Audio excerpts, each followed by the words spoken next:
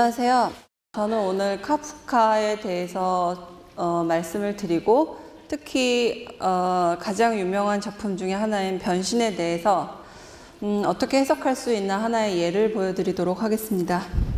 이방인으로서의 나 그러면 이제 내가 갖고 있는 많은 속성 중에 하나가 이방성을 갖고 있다. 그러니까 나를 규정할 때 내가 무엇이다 라고만 얘기하는 게 아니고 그 중에 한 속성으로 얘기를 했던 건데 나는 이방인이다 이렇게 얘기를 하면 너무 강한 것 같은데 카프카를 읽을 때 사실은 카프카 스스로가 이방인이었기 때문에 이런 특성이 굉장히 강하지만 요새 현대인들은 국경을 넘어들면서 여행도 많이 하고 또 낯선 곳에도 많이 가고 그러기 때문에 점점 이런 이방성이 자기의 정체성의 어떤 일부로 자리를 잡고 있는 것 같습니다.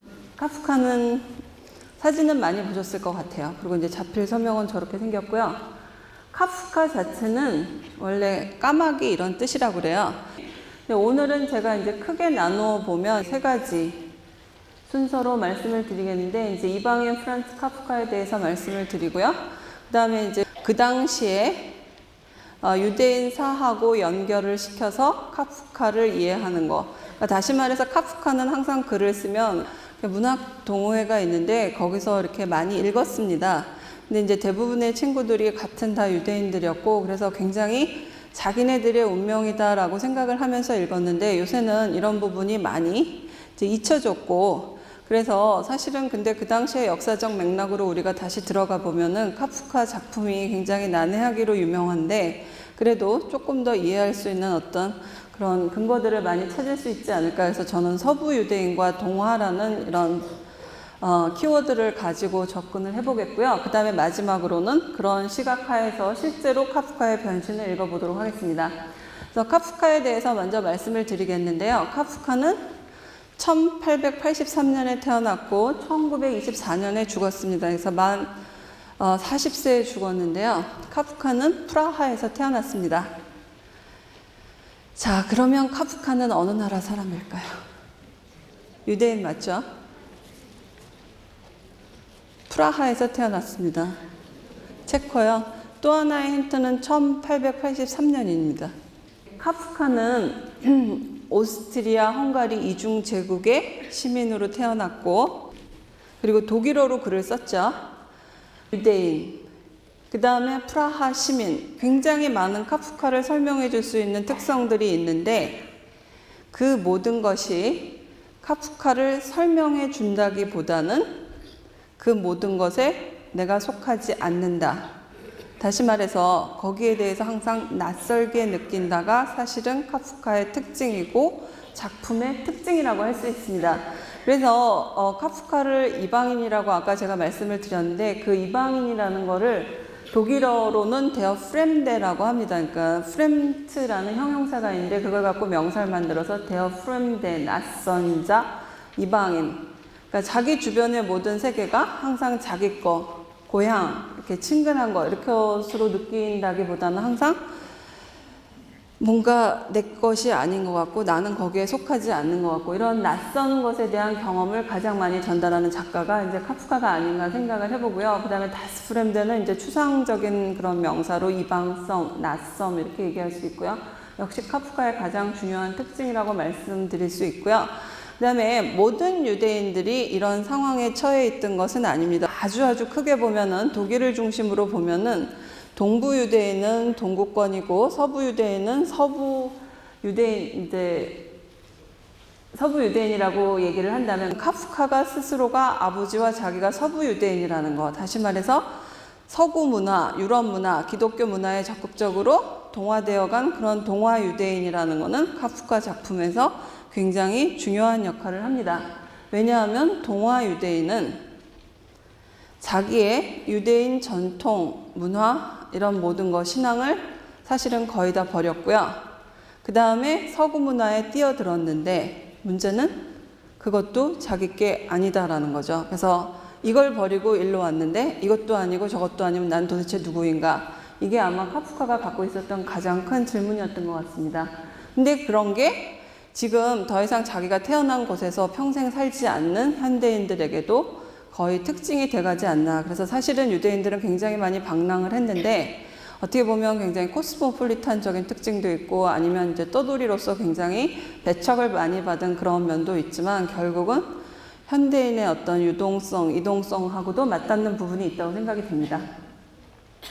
그래서 이방인에 대한 가장 중요한 논문을 쓴 독일의 학자는 게오크 짐멜이라는 사회학자가 있습니다. 그 사람이 아주 작은 논문인데요. 이방인이라는 논문. 여기서 짐멜이 뭐라고 얘기를 하냐면 방랑이 기존의 모든 공간적 지점으로부터의 분리로서 어느 한 곳에 고정된 것에 대한 반대 개념이라면 이방인의 사회학적 형식은 확실히 이 두 가지 특징이 통합된 것이다. 오늘 와서 내일 가는 그러한 방랑자가 아니라 오늘 와서 내일 머무는 그러한 방랑자를 가리키는 것이다.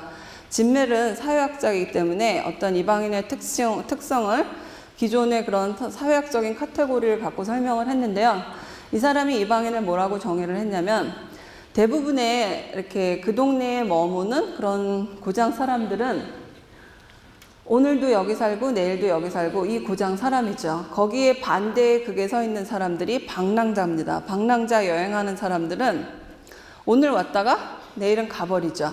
그래서 방랑자는 이동성이 특징이고 이 고장 사람은 거기에 이제 고착돼서 사는 게 특징인데 이방인은 이 둘의 특성을 다 가지고 있다는 겁니다. 즉 다시 말해서 오늘 와서 내일 가면 되는데 가는 게 아니라 내일은 머물고자 한대요. 그래서 이 사람이 전형적인 예로 든 게 바로 유럽의 유대인들입니다. 그래서 굉장히 많은 사람들이 유럽을 2000년 동안 방랑을 하다가 이제 많은 그런 유럽 사회에서 문호를 개방하니까 거기에 머물고자 했죠. 그래서 실제로 그 유럽 사회에 굉장히 적극적으로 동화되어 갑니다. 특히 계몽주의 이후에 굉장히 적극적으로 동화되어 갔고 또 그런 사람들이 거의 대부분의 서부 유대인이라고 할 수 있습니다. 그래서 이런 식으로 그러니까 두 사회의 어떤 특징을 모두 갖고 있기 때문에 사실은 외부자가 내부자로 들어와서 그 사회를 보기 때문에 더 잘 볼 수 있고 객관성도 지닐 수 있고 그렇지만 완전히 속하지는 않기 때문에 언제든지 배척될 위험이 있는 거죠. 이런 사람이 바로 유대인이라고 그랬고요. 아까 말씀드린 것처럼 카프카는 프라하 태생입니다. 프라하는 그 당시의 지도를 보면은요. 이게 오스트리아 헝가리 제국입니다. 그래서 아마 150년 전하고 지금하고 유럽 지도에서 가장 국경선이 다른 나라 중에 하나가 바로 오스트리아라고 할 수 있는데요. 지금 오스트리아에 가보시면 굉장히 작은 나라라고 생각을 하시겠지만 카프카가 태어난 시대만 하더라도 오스트리아 헝가리 제국은 엄청 컸고요. 그러니까 이중 제국이라 해서 오스트리아 헝가리가 같이 있었고요. 그 다음에 여기에 프라하가 있고요. 그러니까 체코에 프라하가 있고 그 다음에 오스트리아에 빈이 있습니다. 여기. 그 다음에 헝가리에 부다페스트가 여기에 있는데요. 이게 바로 오스트리아, 헝가리 이중 제국의 제국 도시들이에요. 그래서 가장 그 당시에 발달했던 도시들이고 카프카는 바로 여기에서 태어났고요. 프라하에 가보시면 카프카의 많은 그런 흔적들을 찾아보실 수 있습니다. 태어난 집도 있고 아버지가 장사를 했던 것도 있고 그 다음에 이제 저 위에 거기 이렇게 강이 있고 언덕 위로 성이 보이는데요. 거기가 가장 유명한 관광지인데 그 성에 가보시면 골덴에 가스, 골든 레인이라 해서 이제 황금 그런 소로가 있는데 거기에 22번지가 카프카가 늘 가서 글을 쓰곤 했던 아주 조그만 방도 남아있죠. 카프카 박물관도 있고 또 굉장히 많은 유대인 이런 유적들도 있고 그래서 그 당시에 어떤 상황에서 그 사람이 글을 썼을까 한번 생각을 해보시면 조금 더 작가가 가깝게 다가오는 것 같아요. 그래서 카프카에 대해서 간단하게 그 사람에 대해서 소개를 해드리면 카프카는 오스트리아 헝가리 왕국의 도시 프라하에서 태어났고요. 그래서 프라거 도이츠라고 프라하에서만 쓰는 독일어를 말했습니다. 그래서 많은 사람들이 카프카의 독일어가 굉장히 훌륭하고 그 다음에 이제 굉장히 뛰어난 전형적인 독일어라고 생각을 하시는데 잘 생각을 해보시면 프라하의 거의 대부분의 사람들은 독일 사람이 아니고 당연히 체코 사람들이죠. 그래서 굉장히 소수의 그런 그룹들이 쓰는 언어라서 그걸 보통 인젤 도이츠라고 섬에서 쓰는 독일어라고 얘기를 합니다. 그래서 카프카의 독일어는 프라거 도이츠라고 틀린 독일어는 절대로 아닌데 뭔가 낯설고 다른 그런 독일어를 썼고요. 그다음에 카프카의 아버지가 결정을 한 거예요. 이 체코의 프라하에서 태어났으면 체코어로 계속 자라면서 체코 초등학교, 중학교, 고등학교, 대학교에 갈 수도 있고 아니면 독일어 그런 교육과정을 밟을 수도 있는데 아버지 생각에는 오스트리아 헝가리 제국이고 지배층의 언어가 독일어고 그리고 앞으로도 독일이 승산이 있을 거다 독일어가. 그래서 체코어가 아니라 독일어 학교에 보냈습니다. 그래서 카프카가 독일어로 글을 썼고 지금 도고동문학의 가장 중요한 유산을 남겨준 작가가 되었습니다. 근데 카프카는 물론 집에서는 체코어도 많이 썼고요. 어차피 그 도시 자체가 체코어를 쓰니까. 그다음에 한여하고는 늘 체코어를 말을 했지만 그 사람의 글은 항상 독일어로만 글을 썼습니다. 그 다음에 칼 페르디낭드 우니버시테트에서 이제 법학을 전공했어요. 독일 대학이나 뭐 독일어권 대학은 처음에는 뭐든지 자유롭게 전공을 선택할 수 있고요. 이것저것 많이 시도를 해보다가 결국 이제 유일한 외동 아들이었기 때문에 아버지가 권해주셨던 그리고 아버지는 자수성가한 분이었거든요. 그래서 아들이 반드시 자기보다 더 성공을 해서 프라하의 자리를 잡고 살기를 원했기 때문에 법학을 권했고 아들은 법학을 했고 그리고 실제로 이제 법원에서도 약간 일을 했지만 주로 보험회사에서 일을 했습니다. 그래서 노동자 재해보험회사는 우리나라의 뭐 국영기업체쯤 되는 데인데요. 처음에 이제 어떤 이태리계 보험회사에 있다 일로 옮겼습니다. 근데 왜 옮겼냐면 이 보험회사에서는 아침 일찍 8시에 가면 오후 2시까지 한 번도 안 쉬고 그러니까 점심시간 이런 거 쉬지 않고 쭉 일을 하면은 퇴근을 해도 됐었어요. 그래서 이 사람으로서는 굉장히 좋은 조건이에요. 왜냐하면 자기는 고등학교 때부터 가장 소원은 글을 쓰는 거였기 때문에 2시에 퇴근해서 집에 가서 소파에서 좀 자고 일어나서 쉬었다가 밤새 글을 쓰는 게 이 사람의 일과였기 때문에 이 조건은 굉장히 좋은 거였고요. 카프카가 마지막에는 결핵 때문에 굉장히 몇 년 동안 고생을 했는데 쉬지 않고 병가를 냈어요. 근데 그때도 늘 지원을 해줬던 회사고요. 그 다음에 대학교에 다닐 때 가장 평생의 중요한 친구인 막스 브로트를 만나게 됩니다. 막스 브로트는 그 당시에 많은 유대인들이 이제 동화됐다가 이제 점점 반유대주의가 심해졌을 때 이제 여러 가지 길을 택했는데 이 사람은 시오니스트가 돼서 나중에 이스라엘을 건너갔는데 평생 카프카한테 글을 쓰라고 계속 권유를 해줬고 또 문학 동호회에도 데려가 줬고 카프카 글을 평가도 해줬고 그 다음에 마지막에는 카프카가 절대로 내 유고를 다 없애라고 부탁을 했는데 여자친구는 다 없앴어요. 근데 이 친구는 그거를 전부 다 갖고 있다가 결국은 출판을 했습니다. 그래서 우리가 갖고 있는 거죠. 근데 사실은 모든 작품을 다 그렇게 한 건 아니고요. 이미 카프카 생전에 많은 작품이 출판이 됐습니다. 그 다음에 이제 그때까지 발표가 되지 않았던 거를 친구 막스 브로트가 갖고 있다가 나중에 이제 출판을 하게 되죠. 제일 먼저 카프카 작품이 출판이 됐을 때 막스 브로트의 권위가 가장 대단했었고 이 사람이 하는 말이 맞아 카프카는 이런 식으로 그런 의미로 이걸 썼어 그런 식으로 해석을 많이 하다가 이제 카프카에 대한 많은 사람들의 관심이 생기고 전문 연구자가 생기고 그다음에 새로운 정말로 전문가가 그 모든 그 원고하고 출판사에서 나온 걸 하나하나 다 비교해 보면서 믿을 만한 그런 판본이 나오면서 이 사람 해석은 별로 그렇게 많이 권위를 갖지는 않는 것 같아요. 그 다음에 카프카는 40살에 결핵으로 사망했습니다. 그래서 원래 폐결핵이 나중에 후두결핵으로 올라왔고 후두결핵은 아시다시피 이쪽에 결핵이 잡힌 거기 때문에 굉장히 괴로웠고 그래서 이 단식광대라는 짧은 작품이 있는데 거기에 나온 것처럼 정말로 아무것도 먹지 못하고 마시지 못하고 그래서 굉장히 괴롭게 이렇게 아주 많이 마른 상태로 그렇게 죽었습니다. 그 다음에 카프카의 문학 세계를 아주 간단하게 보면은 카프카의 대표작은 우리나라에서도 전부 다 번역이 됐을 뿐만 아니라 여러 차례 번역이 됐고요. 또 한국에서도 거의 모든 동문학자들한테 카프카는 가장 도전심을 불러일으키는 작가예요. 카프카는 완벽하게 해석이 잘 안 된다고 모두 다 얘기하죠. 카프카의 장편으로는 소송, 더 프로체스가 있고요. 그 다음에 성, 다스 슐로스, 그 다음에 실종자, 예전에는 아메리카라는 그런 제목으로 알려져 있었던 그런 장편이 3편 있고요. 데어터 슐레네. 그 다음에 단편도 정말 재미있는 것 같아요. 그러니까 뭔가 굉장히 구체적이고 잡힐 것 같으면서 근데 결국 종국적으로 이게 무슨 의미인가 이거는 항상 잡히지 않죠. 그래서 그런 거는 이제 단편에서도 역시 특징이 많이 드러나는데요. 변신, 아니면 선고도 굉장히 많이 알려져 있고요. 우리나라에서 제일 많이 알려져 있는 작품은 학술원에 드리는 보고입니다. 예전에 추송호 씨가 빨간 피터의 고백이라는 그런 연극으로 모노드라마로 각색을 해서 보신 분도 꽤 많이 있었던 것 같아요. 나름대로 굉장히 이제 현대적으로 잘 해석을 했었고요. 그 다음에 시골 의사 이런 굉장히 유명한 작품들이 많이 있고요.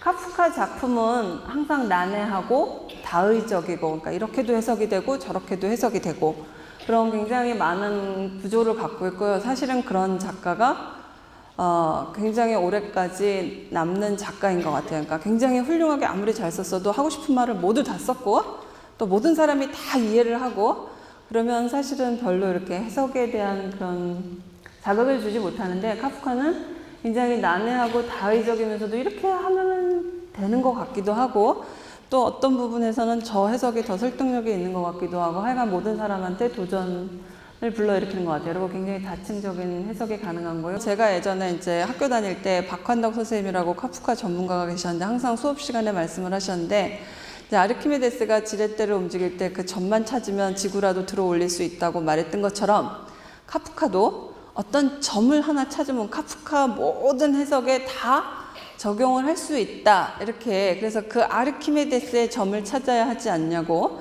근데 이제 많은 여태까지 나온 해석들이 사실은 그런 나름대로의 아르키메데스의 점이라고 할 수 있죠. 뭐 제일 처음에는 실존주의적으로 굉장히 많이 읽었고요. 또 아니면 이제 유대교하고 관련시켜서 읽는 분도 있고, 또 아니면 굉장히 텍스트만 똑 뜯어내서 이거 누보 로망의 일부다. 그래서 굉장히 그런 그 어떤 작품의 그 형식에 주목하시는 분도 있고, 국내에서도 굉장히 다양한 해석들이 나와 있었던 것 같아요. 그리고 독일의 두덴 사전이라고 독일의 가장 권위 있는 그냥 어학 사전이 있는데, 거기에 보면 아무리 괴테가 유명해도 괴테스럽다라는 형용사는 없어요. 근데 카프카에스크는 정식 단어로 올라가 있습니다. 거기에선 뭐라고 얘기를 하고 있냐면 auf unergründliche Weise bedrohlich. 그래서 뭔가 끝까지 설명할 수 없는 방식으로 bedrohlich, 사람들에게 뭔가 공포감을 주는, 위협하는, 무시무시한 그런 게 카프카적인 거라고 사전에는 나와 있습니다. 그 다음에 아까도 말씀드렸듯이 카프카를 이해할 때 굉장히 중요한 건 이 사람의 어떤 그 사회적인 배경도 거기에 속하는 것 같아요. 그래서 프라하에서 태어났고요. 그 다음에 독일어를 사용했고요. 그 다음에 유대인이고 작가인데, 프라하에는 당시에 45만의 체코인이 있었다고 합니다. 근데 독일어를 쓰는 사람은 아까도 말씀드렸듯이 섬 독일어, 인젤 도이치를 썼는데 34,000밖에 되지 않았고요. 그러니까 벌써 소수 그룹이죠.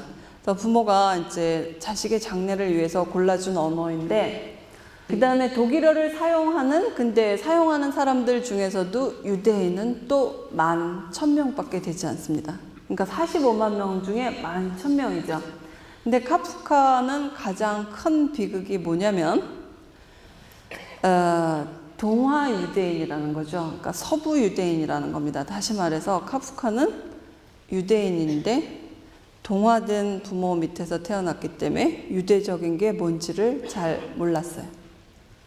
그리고 어렸을 때부터, 그러니까 부모를 보고 뭐라 그러냐면 뭐 3일 유대인, 4일 유대인 이런 말을 쓰는데 1년에 유대인 축일이 있어요. 축제일이 있는데 그때만 유대인 축제일을 지키고 나머지는 거의 신경을 쓰지 않는 그런 아버지에 대해서 이제 원망도 많이 하는데, 그런 동화 유대인이었고, 동부 유대인들은 거의 대부분 시골에 살면서 자기 전통을 갖고 있었던 반면에 서부 유대인들은 모두 다 나보고 유대인이라고 하는데 나는 유대적인 게 뭔지 모르는 그런 서부 유대인이라는 게 비극이 아니었나 싶습니다. 근데 고등학교 때도 유대인 친구들하고 많이 이렇게 어울렸는데 그 친구들은 이제 히브리어도 배우고 그 다음에 많이 유대인 전통에 대해서 공부했는데 그때는 별로 관심이 없었다 그래요. 그래서 고등학교 때는 카프카는 뭐 다윈의 진화론도 열심히 읽었고 사회주의자 뭐 이렇게 막스도 많이 읽고 그런 쪽에 관심을 가졌었고, 대학교 때도 역시 유대인들 그 대학생들이 모여서 이렇게 동아리도 만들고 그랬는데 거기에 이렇게 가기는 갔지만 거의 아무런 열의를 보이지 않는 그런 사람이었다가, 카프카 일생의 굉장히 중요한 사건은 뭐냐면 카프카는 굉장히 서커스나 이런 공연을 좋아했대요. 그러니까 우리는 굉장히 어려운 글만 알아서 카프카 자신도 그런 면만 갖고 있을 거라고 생각하지만 굉장히 잘생긴 젊은 청년이었고 또 그때 프라하는 제국도시로서 굉장히 번창했었기 때문에 서커스도 많이 들어왔고 캐바레 공연도 많았고 그런데 카바레트는 우리나라에서 얘기하는 그런 게 아니고 유럽의 어떤 장르가 있습니다. 그래서 아주 풍자적으로 이렇게 노래하면서 얘기하면서 이렇게 주로 정치 풍자 많이 하는데 그런 데도 많이 갔고 근데 무엇보다도 카프카한테 가장 중요한 어떤 계기가 됐던 거는 어떤 카페 사부이라는 데 가 있었는데 그때 동유럽 극단이 저기 이렇게 동쪽에서 렘베르크라는 데서 온 연극을 한 그런 극단이 있었어요. 그래서 굉장히 가난했기 때문에 동유럽은 거의 대부분 이제 극단들이 가난한 유랑 극단이니까 이런 제대로 된 무대도 빌리지 못하고 조그만 카페에서 공연을 했는데 아주 훌륭한 공연은 아니었고요. 그냥 아주 전통적인 그냥 유대인 공연이었는데 그걸 보고 굉장히 많은 그런 영향을 받게 됐고 계속 찾게 되고 그 모든 공연을 다 봤다고 해요. 그리고 일기에도 굉장히 오래 썼고 그리고 카프카는 어디 나서는 거 가장 싫어하는 사람이었는데 그 친구를 위해서 일부러 시청에서 어떤 강연회도 마련하고 그래서 굉장히 많은 영향을 줬는데 요새 카프카 연구하는 사람들은 요 점을 조금 많이 부각을 시키고 있습니다. 그래서 이것도 굉장히 카프카를 설명할 때 중요한 거고요. 그 다음에 글쓰기. 카프카는 고등학교 때부터 글을 너무나 쓰고 싶어 했는데 아버지가 전혀 인정을 해주시지 않았어요. 그래서 글을 써서 갖다 드리면 그냥 놓고 가라고. 그래서 읽어보지 않으시고 그 다음에 아버지는 카프카가 이렇게 프라하에서 잘 자리를 잡기를 원했지 글을 쓴다거나 아니면 동유럽 출신의 유대인들하고 어울리거나 이런 거를 아주 극도로 싫어하셨어요. 근데 카프카는 거기에 굉장히 끌렸거든요. 그러니까 자기는 글을 써야 된다고 생각을 했었고 그 다음에 자기가 누군지 찾아야 된다고 생각을 했었기 때문에 항상 이중 생활을 했다고 얘기를 합니다. 그래서 내적인 의무, 나는 정말로 글을 쓰고 싶고 내가 누군지 찾아보고 싶은데 이 외적인 의무, 이제 유일하게 살아남은 그런 외동아들, 그러니까 누이들만 있죠. 그래서 외동아들로서 우리 집안을 이끌어야 된다는 그런 외적인 의무 때문에 보험회사에 다니고 법학을 공부하고 아버지가 원하는 길을 가지만 그게 다는 아니기 때문에 항상 괴로워했던 사람이 카프카라고 얘기할 수 있습니다. 카프카가 던진 질문은 항상 나는 누구인가? 프라하에 살지만 체코인도 아니고 독일어를 쓰지만 독일인도 아니고 오스트리아인도 아니고 유대인이라고 그러지만 유대 전통도 모르고 작가지만 글을 전업작가로 쓸 수도 없고 나는 도대체 누구인가? 나는 어떻게 살아야 하는가? 왜 글을 쓰는가? 그렇다면 어떤 글을 써야 하는가? 이런 상황에 놓여있던 작가로서는 글을 쓴다는 게 훨씬 더 절박한 거고 절실한 거고 그 다음에 거의 실존적인 위기하고 상관이 있기 때문에 이런 식으로 일기에 적고 있습니다. 그래서 어떤 글을 쓰고 어떤 글을 읽어야 되느냐 어떤 글을 쓰고 어떤 글을 읽어야 되느냐에 대해서 뭐라고 적고 있냐면요. 내 생각에 사람들이 책을 읽는다면 사람들을 물어뜯고 콱 찌르는 그런 책만을 읽어야 할 게야. 만약 우리가 읽는 책이 우리의 두개골을 주먹질로 쳐 깨우치지 않는다면 도대체 무엇 때문에 그 책을 읽는가? 책이 우리를 행복하게 만들어 주어서 맙소사 책이 없더라도 우리는 행복해질 수 있지 않나. 그리고 우리를 행복하게 만들어 주는 책은 아쉬운 대로 우리 자신이 쓸 수도 있지. 그래서 이게 카프카적인 특징이 벌써 이 글에도 많이 나타나 있는데요. 카프카는 굉장히 직물적으로 써요. 그래서 뭐라고 그러냐면 우리를 일깨우는 책 이렇게 표현할 수 있는 거를 뭐라고 표현하냐면 우리의 두개골, 그러니까 머리도 아니고 머리를 쳐서 깨트리는 그런 책도 아니고 두개골, 쉐대를 주먹질로 쳐 깨우치지 않는다면 그러니까 그 정도로 각성을 하게 만드는 글. 그래서 사실은 카프카 글을 읽으면 항상 이렇게 정신이 번쩍 뜨는데 아니면 이제 자게 되죠. 근데 정신이 번쩍 뜨는 그런 게 이렇게 이해가 되면서도 안 되는 게 사실은 거의 대부분 몸에 대한 얘기예요. 예? 그러니까 정말로 이렇게 몸을 거의 동물의 수준으로까지 격화시켜서 흔들어 깨우는 그런 글을 쓰는데요. 그래서 책을 읽는다면 물어뜯고 콱 찌르는 그런 책을 읽어야 할게요. 아니면 두개골을 주먹질로 쳐서 깨우는 그런 책. 그래서 많은 작가들이 문학은 무엇인가에 대해서 굉장히 다른 답을 하죠. 근데 카프카는 이런 식으로 답을 하고요. 이제 계속 이어지는 글입니다. 우리가 필요로 하는 책은 우리를 아주 고통스럽게 하는 불행처럼 우리에게 영향을 미치는 책을 필요로 하네. 마치 우리 자신보다 더 사랑하는 사람의 죽음처럼. 마치 우리가 모든 사람들로부터 내쫓겨 멀리 숲으로 추방된 것처럼 마치 자살과도 같은 불행말일세. 책은 우리 내면 안에 얼어붙은 바다를 깨는 도끼여야 한다네. 이 구절은 어디선가 들어보셨을 거예요. 우리 내면 안에 얼어붙은 바다를 깨는 도끼. 그리고 책은 불행처럼 작용을 해야 된다는데 어떤 불행이냐면 자신보다 사실은 자기가 죽는 것보다 자기가 사랑하는 사람의 죽음을 보는 게 더 괴롭죠. 근데 그런 자신보다 더 사랑하는 사람의 죽음처럼 아니면 유대인들한테 가장 괴로운 건 뭐냐면요. 항상 떠돌이였잖아요. 2000년 동안 떠돌아 다녔기 때문에 어디에 뿌리를 내리고 사는 게 이 사람들 항상 소원입니다. 그래서 프로이트 전기를 읽어보셔도 되고 많은 그런 이 19세기 말 20세기 초 유럽의 지성인들 중에 유대인 출신의 작가들 아니면 그런 지성인들의 글을 읽어보면 항상 어느 도시에 뿌리를 내리고 싶어 해요. 하지만 결국 아시다시피 20세기 초에 이제 나치 등장하고 결국 다 쫓겨갔죠. 프로이트도 그렇게 오랫동안 빈에서 자리를 잡았는데 결국 영국으로 쫓겨갔고 카프카는 다행인지 불행인지 일찍 죽었기 때문에 직전에 죽어서 그런 거를 겪지는 않았습니다. 근데 어쨌든 이 사람들한테 생각할 수 있는 가장 끔찍한 불행은 추방당하는 거예요. 또다시 추방당하는 거예요. 그러니까 항상 여러분이 이제 막스 디몬트의 그 유대인의 역사라는 책을 보시면 유럽에서 지난 2000년간 유대인들이 어떻게 이동을 하고 쫓겨다니고 얼만큼 이렇게 많은 대학살을 겪었나 이제 잘 서술을 하고 있는데요. 그래서 추방된 거라는 거는 보통 사람들에게보다 훨씬 더 강한 의미를 갖습니다. 그리고 마치 자살과도 같은 불행말일세. 예. 근데 이 정도로 불행하게 작용하는 게 책이래요. 그래서 많은 사람들이 책은, 문학은 우리를 행복하게 만들어주는 거라는데 카프카한테는 그게 아니고 정말로 정신이 번쩍 나게. 그래서 왜 사는지, 어떻게 살아야 되는지에 대해서 분명하게 인식을 전달해주는 그런 책을 말을 했던 것 같습니다. 그래서 카프카 가족의 사진인데요.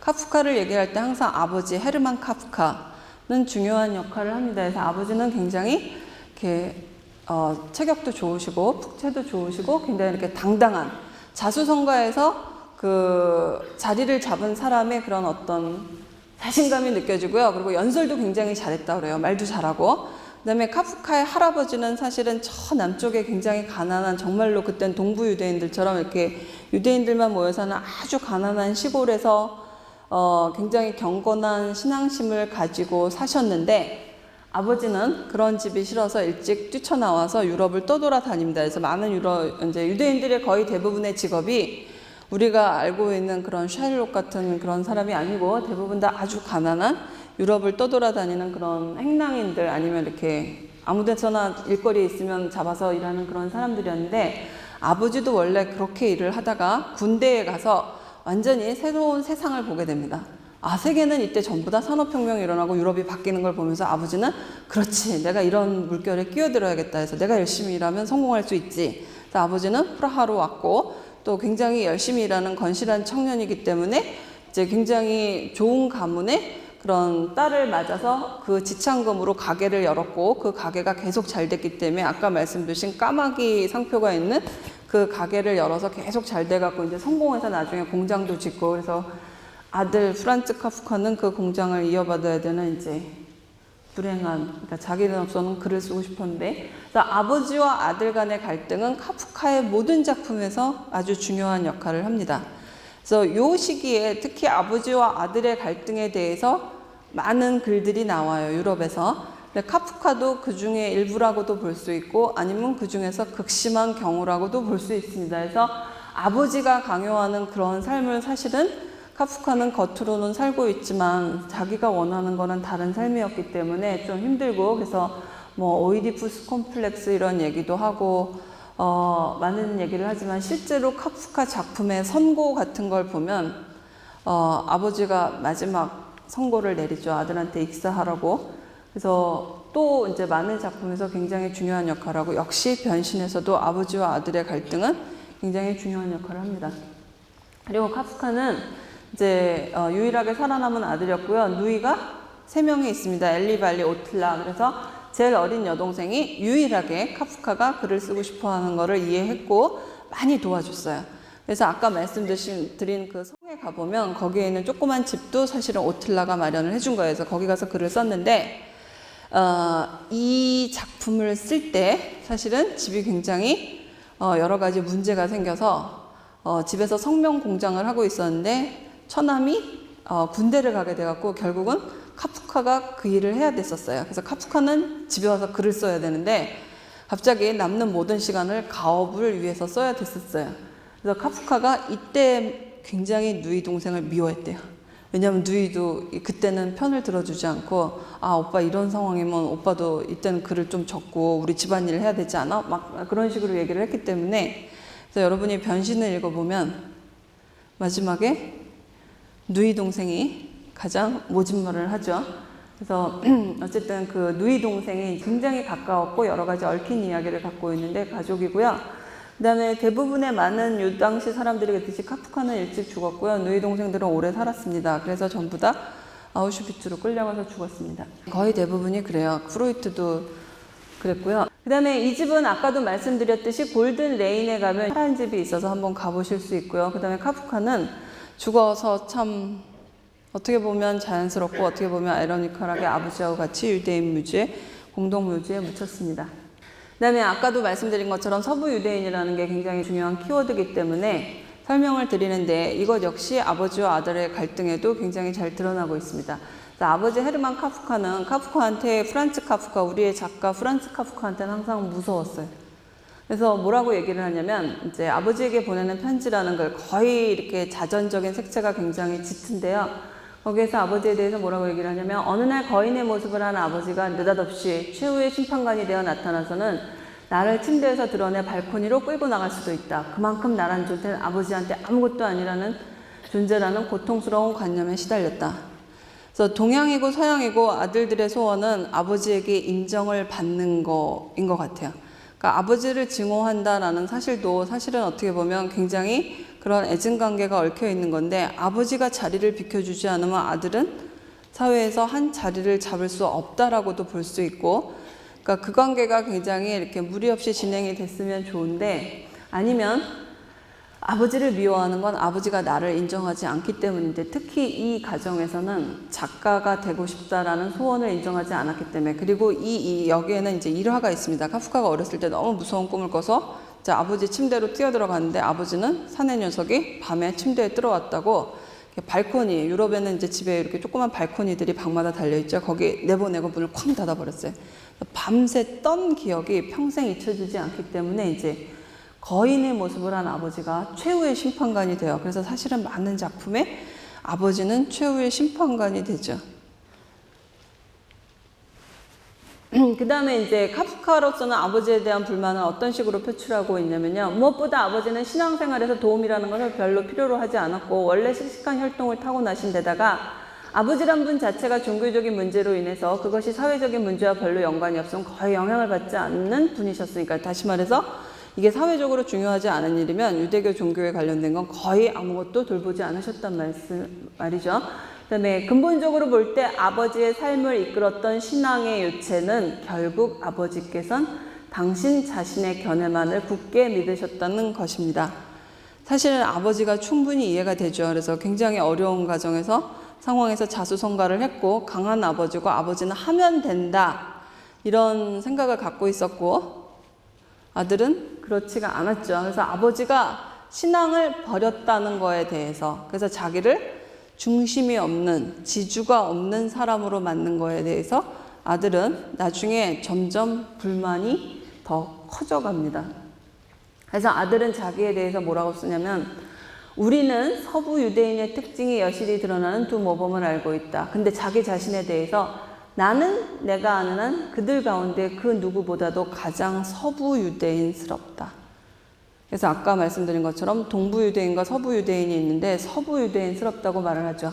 그래서 뭐라고 계속 얘기를 하냐면 이 말은 과장해서 표현하자면 나에게는 평온한 순간이 1초도 주어지지 않았다는 말이고 나에게는 아무것도 주어진 것이 없고 모든 것을 노력을 해서 힘들게 얻어야 했다는 말이다. 다시 말해서 유대교 가정에서 태어나서 전통을 그냥 자연스럽게 배울 수 있었는데 그런 게 주어지지 않았기 때문에 아무것도 주어진 것이 없고 모든 것을 노력을 해서 카프카가 그 유대인 극단을 만나고 그 이후로는 굉장히 이제 유대적 전통에 대해서 관심을 갖고 여러 가지 책도 읽고 찾아보고, 그리고 마지막에 이제 사귀었던 여자친구 같은 경우는 이제 실제로 이렇게 시온 정말 팔레스티나로 갈까 하고 생각을 할 정도로 이제 많이 나중에는 노력을 하게 되는데, 그럼에도 불구하고 항상 자기 게 아니라고 생각을 해요.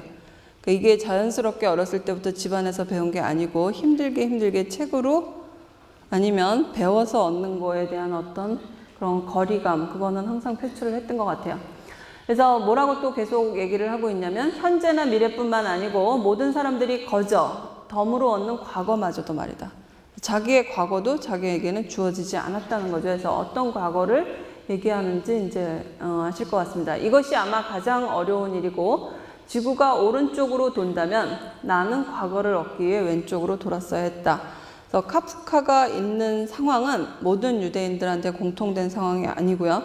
동부 유대인들은 매우 가난하지만 시골의 공동체에서 여전히 그렇게 살았습니다. 그러니까 이 유랑 극단도 마찬가지로 그런 모습을 카프카한테 보여줬기 때문에 너무나 끌린 거예요.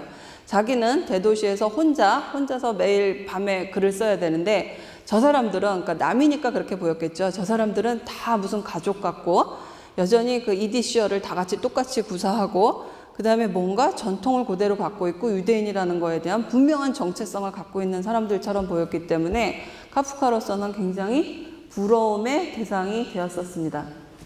그래서 근데 카프카로서는 그게 굉장히 뼈아프게 느껴지는 건 뭐냐면 체코의 분위기예요.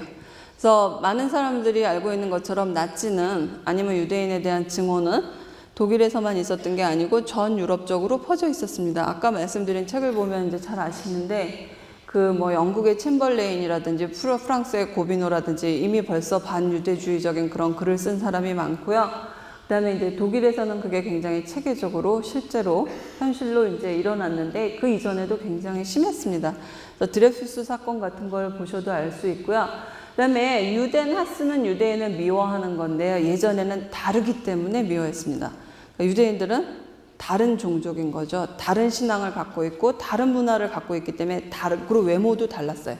그러니까 유대인들 전통 보면 여기 이렇게 굉장히 그 곱슬머리 만들고, 그 다음에 항상 까만색 그 카프탄이라는 거 입고 다니고, 가난한 유대인들이 이렇게 행상인들이 집집마다 돌아다니면서 막 중고품 팔고 아주 싸구려 뭐 팔고, 그게 바로 전형적인 유대인 이미지였는데, 그래서 다르기 때문에 저 사람들, 우리나라도 옛날에 그랬잖아요. 뭐 이렇게 문둥이 막 이런 식의 얘기를 하면서 애들한테 접촉을 금지한 것처럼 똑같이 유럽에서도 접촉을 금지했는데, 18세기 이후에, 그 다음에 19세기에 이제 그 공식적으로 유대인들한테도 똑같은 인권이 프랑스에서부터 인정이 되면서 게토가 무너져 내리고, 많은 독일 도시하고 오스트리아 도시가 유대인들한테 대학의 문호를 개방했습니다. 그래서 대학 교육을 받을 수 있었어요.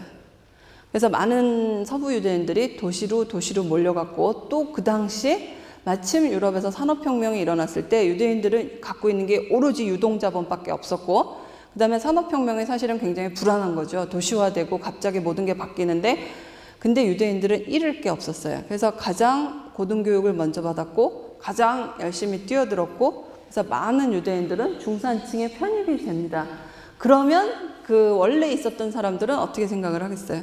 그래서 많은 독일 사람들 중에서도 같이 뛰어들어서 성공을 하거나 아니면 많이 이렇게 계몽화된 사람들은 열려 있었지만, 특히 옐로우 계층이라고 얘기를 하는데, 수공업 많이 하는 계층이 가장 그런 어떤 산업혁명 때 피해를 많이 받고, 그 계층에서 유대인들에 대한 혐오가 가장 심했습니다.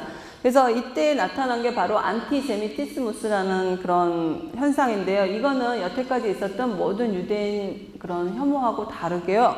그래서 우리나라에서는 그냥 유대인 배척주의, 반유대주의 이렇게 번역하는데, 저는 그냥 여기 써 있는 것처럼 안티, 반이죠. 그래서 엔타이 세미티즘인데 안티, 반, 셈주의 이렇게 그냥 번역을 하는 게 나은 것 같아요.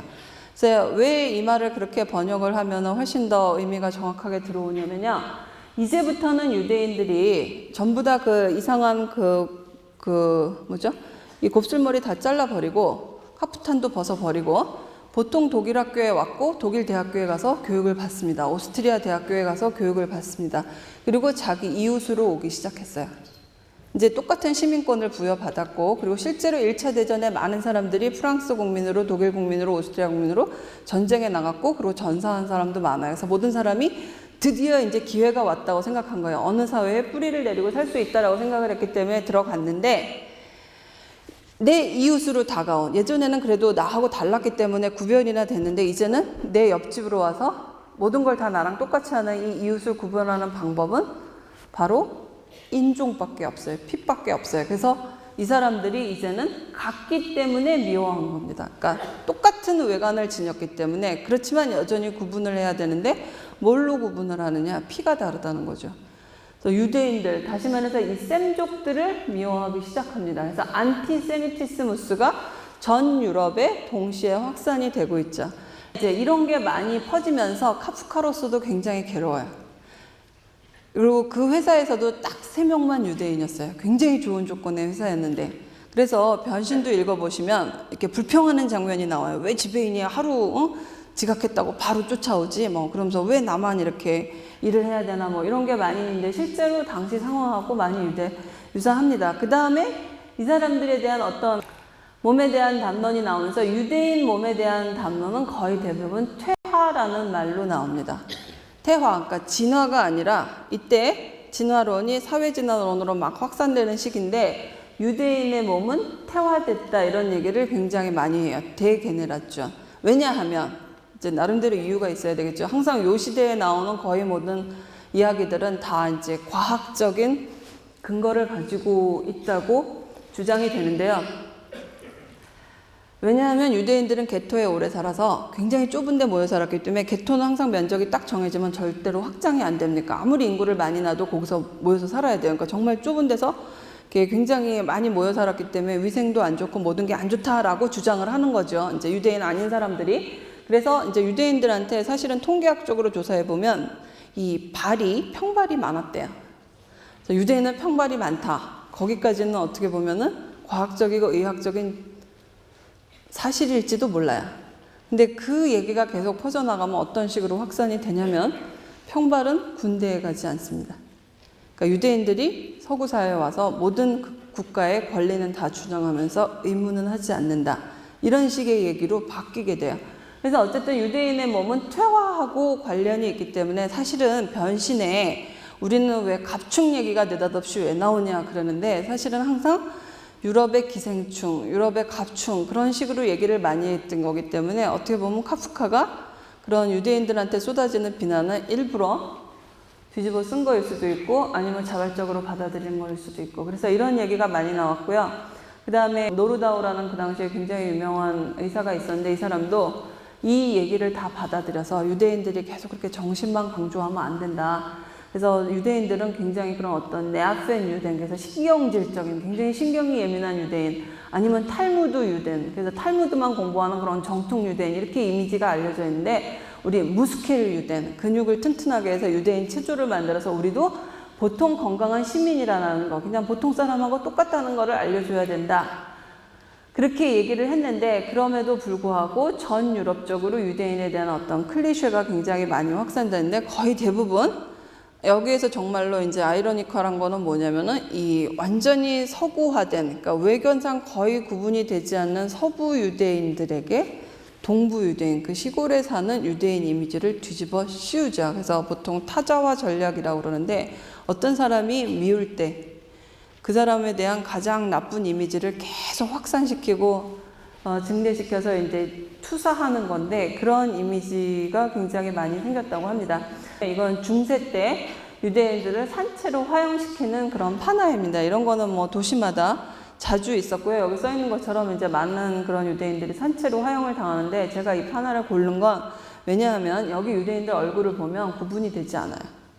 왜냐하면 이미 이 모자라든지 이런 데서 이 사람들이 유대인인지 알 수 있기 때문에 얼굴 자체는 그렇게 자세히 구분을 하지 않습니다. 이거는 이제 15세기 쾰른 지방의 어떤 산채로 화형시키는 거였고요. 이건 16세기에 기독교인들하고 여기 기독교 그런 어떤 그 성직자들하고 유대인 그런 그 랍비들하고 서로 토론을 하는 장면입니다. 그래서 유대인들은 이렇게 이상한 모자를 쓰고 수염을 길렀기 때문에 외모상으로 벌써 구분이 되기 때문에 얼굴은 사실 그렇게 크게 구분이 되지 않아요. 굉장히 오랫동안 그렇게 그려왔었어요.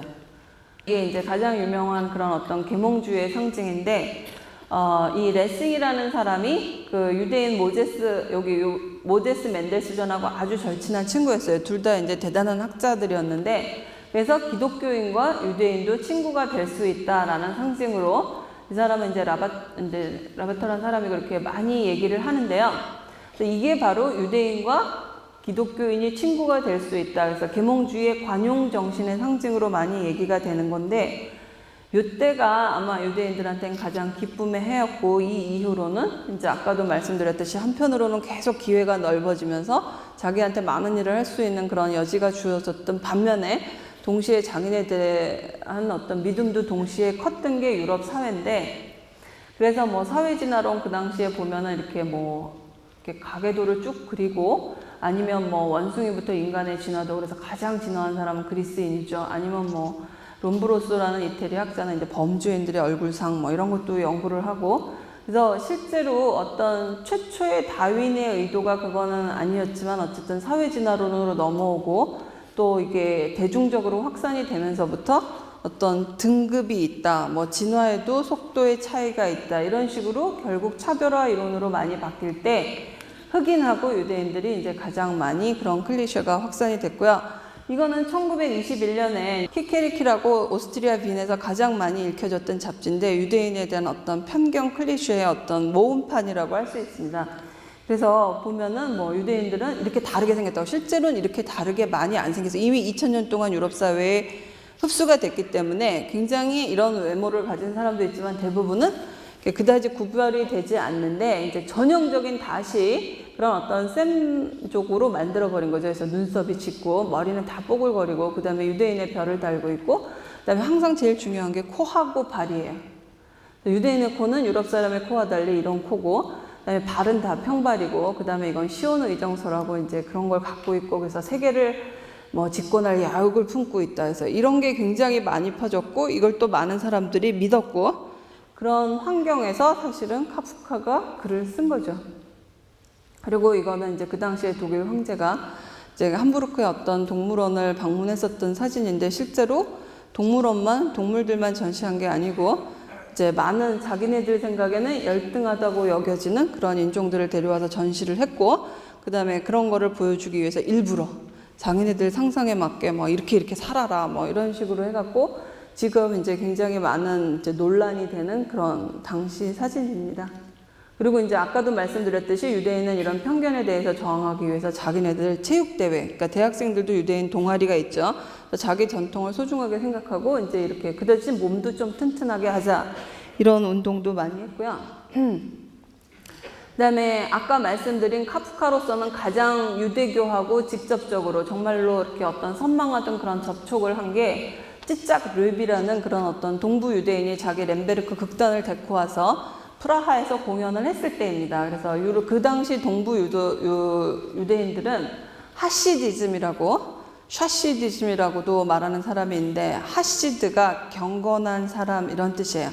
그래서 동부 유럽의 유대인들은 거의 대부분 자기의 전통을 지키고 살았는데, 그걸 다시 부활시키자는 운동이 굉장히 많이 있었고, 그게 서부 유럽으로 거꾸로 영향을 주고 있었는데, 가장 대표자가 마틴 부버입니다. 우리나라에서도 나와 너 이런 책이 번역이 되어 있는데요. 근데 어쨌든 이런 하시디즘을 처음 접촉하고 이제 카프카가 완전히 끌려가게 되죠. 그래서 동부 유럽 극단과의 접촉이 자기의 어떤 전통이라든지 관습에 대한 관심을 가지게 했고, 찾아보게 했고, 책을 읽어보게 하고, 결국 연설까지 하게 했고요. 그 다음에 카프카가 끌렸던 건 이디쉬어예요. 그래서 많은 정통 유대인들은 헤브라이어를 해야 된다 그랬고, 이디쉬는 굉장히 수치스러운 유대인의 과거를 간직한 말이라고 그랬는데, 이디쉬어는 뭐냐면 쓰기는 헤브라이어로 쓰는데 말은 중세 독일어입니다. 카프카 문헌을 읽다 보면 저도 이디쉬어로 된 텍스트를 큰 소리로 읽으면 약간 알아들을 것도 같아요. 왜냐하면 독일어를 헤브라이어로 쓴 거니까. 이디쉬어는 그런 어떤 게토에 살던 유대인들이 쓰는 말이었는데, 그 이디쉬어에 카프카는 매료되기 시작해요. 그래서 독일어로 엄마, 무터 그러면 뭔가 냉정하고 차가운데, 이디쉬어로 얘기하면 진짜 엄마 같다 이런 얘기도 쓰고요. 그래서 이디쉬어에 굉장히 매료되고, 그 다음에 이스라엘 국가라든지 거의 대부분 배운 사람들은, 지식인들은 헤브라이어에 이제 히브리어를 배우고 이제 경도됐었는데 카프카 같은 경우는 이디셔에 매료됐었고 이제 말년에 가서 헤브라이어를 배우기도 합니다. 그다음에 연설도 했었고요. 그다음에 이 사람이 바로 이제 최근에 많이 이제 사람들이 연구를 하기 시작한 이 찌쫙 랩인데 실제로는 카프카는 이디셔를 몰랐기 때문에 이 연극 30개를 다 봤지만 무슨 말 하는지는 사실은 감으로만 알아들은 거라고 봐야 되는 게 정확하다고 나오지만 그럼에도 불구하고 이때 무슨 공연을 했고 카프카는 어쨌든 보면은 매일 집에 와서 일기에다 굉장히 자세하게 썼어요. 나는 오늘 무슨 연극을 받고 어떤 느낌을 받았고 정말로 이게 내가 갖고 싶었던 그런 분위기고 뭐 그다음에 실제로 어떤 여배우한테 굉장히 끌리기도 하고 어쨌든 그 극단의 분위기에 굉장히 많이 끌렸는데요. 그래서 카프카가 이제 유대적인 거에 대해서 많이 끌렸다고 요새 연구할 때 이 레비가 가장 중요한 역할을 합니다. 그다음에 이제 카프카 사진으로 이런 사진은 잘 못 보셨을 텐데요. 카프카는 몸에 굉장히 관심이 많았어요. 그래서 매일매일 덴마크 체조도 하고 다이어트도 굉장히 열심히 하고 그러니까 건강한 음식 먹기 다이어트도 열심히 하고 자기 몸을 아버지처럼 튼튼하게 가꾸려고 애를 썼지만 전혀 살이 안 찌는 체질이고 마지막엔 결핵도 오랫동안 앓았고 자기는 도대체 일어서서 걸어 다닐 만한 그런 정도의 지방을 몸에 갖는 것도 너무 힘들었다 뭐 이런 식으로 많이 쓰는데 예, 카프카를 정말 몸이라는 데다 초점을 두고 읽으시면 좀 다르게 읽으실 수 있을 것 같아요. 그 다음에 이제 드디어 변신으로 넘어가면요. 이게 카프카 그 변신 디 페어반틀롱의 초판본의 실제 사파입니다. 그래서 이 사파가는 이 갑충을 굉장히 자세하게 그리고 싶어 했어요. 근데 카프카가 극력 반대해서 이 문 뒤에 어딘가 어둠 속에 그래서 이 갑충은 아마도 여러분이 상상하셔야 되는 그런 갑충인 것 같아요. 그래서 카프카의 변신을 읽을 텐데요. 이제 카프카의 변신은 1장, 2장, 3장으로 이루어져 있는데 특히 첫 구문을 굉장히 열심히 보게 될 텐데요. 카프카의 거의 모든 작품의 첫 문장이 매우 중요하고 그게 카프카 작품의 특징을 잘 보여준다는 것을 보여드리기 위해서 다른 작품 2개의 첫 문장을 먼저 보도록 하겠습니다. 잘 알려진 장편소설 소성, 더 프로세스의 시작은 어떻게 되어 있냐면요. 누군가 요제프 칼을 중상한 것이 틀림없다. 아무 잘못한 일도 없는데 어느 날 아침 그는 체포되었기 때문이다. 그래서 한 문장이에요. 독일어로는. 밑에 이렇게 써 있습니다. 근데 첫 문장부터 잘 보시면 카프카적인 특징이 어떻게 드러나냐면요. 사실은 어떻게 보면은 모든 이야기라는 거, 그러니까 소설을 포함해서 모든 서사라는 거의 가장 기본적인 구도는 어떻게 보면은 주인공이 있고 주인공이 모험을 떠나는 게 어떻게 보면은 모든 이야기의 기본이라고 할 수 있습니다. 그러니까 오디세이가 길을 떠나는 것처럼 그렇게 굉장한 여정을 거치고 나중에 몇십 년 지나서 집으로 돌아오는 것 같은 여정인데 카프카는 첫 문장에 이 모든 게 그냥 벌써 다 이루어져 있습니다. 일어났어요. 모든 일은 벌써 일어났어요. 그러니까 이제부터 과정으로 모험을 떠나러 가고 모험을 겪고 모험을 극복하고 돌아오든 못 돌아오든 그런 이야기가 아니고 카프카, 요제프 칸은 아시다시피 은행원이에요. 굉장히 안정되고 건실한 시민입니다. 근데 뭐라고 얘기하냐면 누군가 요제프 칼을 중상한 것이 틀림없다. 어느 날 아침에 그는 체포되었기 때문이다. 그러니까 갑자기 멀쩡한 사람이 체포됩니다. 근데 본인의 변명은 뭐냐면 아무 잘못한 일도 없는데 그래서 소송을 읽어보시다 보면 요제프 칸은 계속 뭐라 그러냐면 나는 잘못한 게 없으니까 어디선가 착오가 있으면 틀림없어. 그래서 계속 여기저기 찾아다니죠. 이거는 요제프 카의 입장이고 아무 잘못한 일도 없는데 근데 실제로는 어떤 일이 일어나냐면 멀쩡한 그런 은행원이 어느 날 갑자기 체포됩니다. 그리고 그러니까 다시 말해서 일상적인 세계가 하나 있고 모험의 세계가 하나 있는데 그냥 레고로 딱 짜맞춘 것처럼 첫 문장의 모든 사건이 이미 일어났고 끝났습니다. 그리고 작품 말미까지 변화가 없어요. 그러니까 그게 중요한 게 아니라는 거죠. 결국 바뀌는 건 뭐냐? 주인공입니다.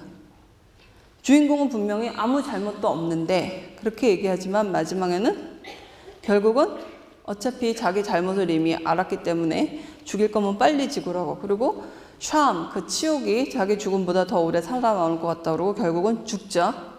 그래서 사실은 일상의 세계와 모험의 세계가 맨 앞에서 이미 다 끝나버린 게 카프카 거의 모든 작품의 특징인 것 같아요.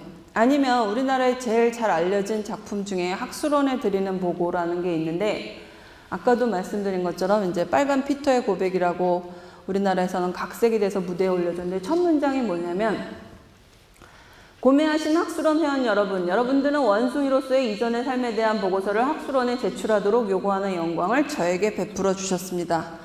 어떻게 보면은 그냥 있을 수 있는 말인 것 같은데, 사실은 이 작품의 모든 갈등이 여기 다 들어있는 게요.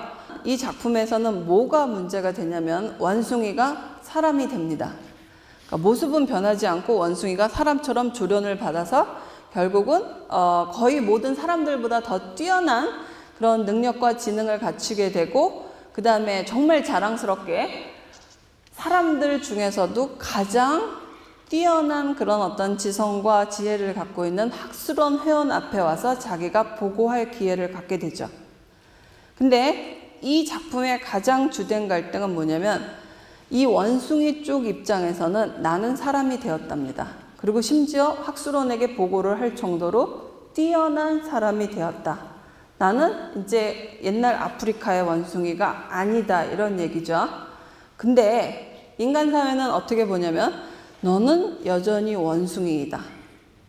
너는 학술원에 와서 뭘 보고하냐면, 지금 네가 얼마나 뛰어난 사람이 됐느냐, 지금의 너에 대해서 보고하는 것도 아니고, 어떻게 해서 그렇게 뛰어난 사람이 됐느냐에 대해서 보고하는 것도 아니고, 뭐냐면 원숭이로서의 이전의 삶. 그러니까 넌 여전히 원숭이라는 거죠. 아무리 발버둥 쳐봤자 너는 원숭이라는 거죠. 그래서 원숭이로 계속 보는 그런 어떤 주류 사회의 시선하고, 정말로 열심히 인간 사회에 동화된 원숭이의 시선이 딱 대립이 되는 게 첫 문장에서 드러납니다. 그러니까 이거를 다시 보면, 어떻게 보면은 정말로 자기 종교하고, 심지어 어떤 사람은 이름도 많이 개명을 했어요. 정말로 유럽 사회에, 기독교 사회에 끼어든 그런 어떤 유대인들이 자기네들은 유럽인이 됐다고 생각을 하는데, 주류 사회는 너네는 아니다, 원래 유대인이다 라고 얘기하는 걸로도 볼 수 있습니다. 물론 이 작품이 읽는 방식은 여러 개인데 어쨌든 그렇게도 읽을 수 있죠. 근데 그런 시각에서 보면 갑충도 역시 비슷한 그런 관점에서 볼 수 있는데요. 먼저 이제 독일어를 모르시는 분들을 위해서 첫 문장을 한글 번역판을 읽어드리겠습니다. 그래서 잘 보시면 외국어를 번역본으로 읽는다는 게 얼마나 많은 거를 놓치고 있는가를 알 수 있으실 텐데요. 첫 문장만 읽도록 하겠습니다. 변신. 어느 날 아침 그레고르 잠자가 편치 않은 꿈에서 깨어났을 때 그는 침대 속에서 한 마리의 엄청나게 큰 갑충으로 변해 있는 자신의 모습을 발견했다. 이렇게 시작하죠. 예, 어느 날 아침에, 항상 어느 날 아침이 문제예요. 아까도 어느 날 아침에 체포가 됐죠. 그래서 어느 날 아침에